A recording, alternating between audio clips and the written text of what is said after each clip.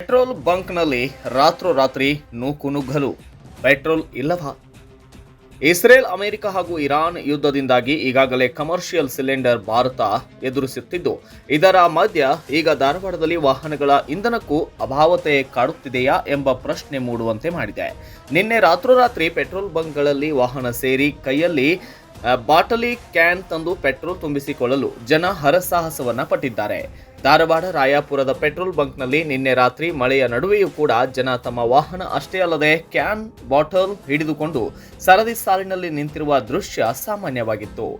ಈಗಾಗಲೇ commercial cylinder ಅಭಾವತೆಯನ್ನ ಸರ್ಕಾರವೇ ಹೇಳಿದ್ದು, ಈಗ ವಾಹನಗಳ ಇಂಧನ ಬಗ್ಗೆ ಸೃಷ್ಟಿಯಾಗಿರುವ ವದಂತಿ ಬಗ್ಗೆ ಸರ್ಕಾರ ಅಥವಾ ಜಿಲ್ಲಾಡಳಿತ ಸ್ಪಷ್ಟಪಡಿಸಬೇಕು.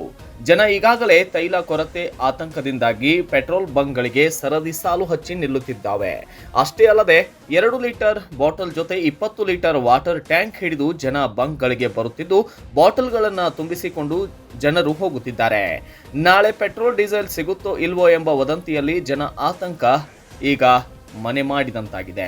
Bureau report, Kannada Janashri news, Dharwad.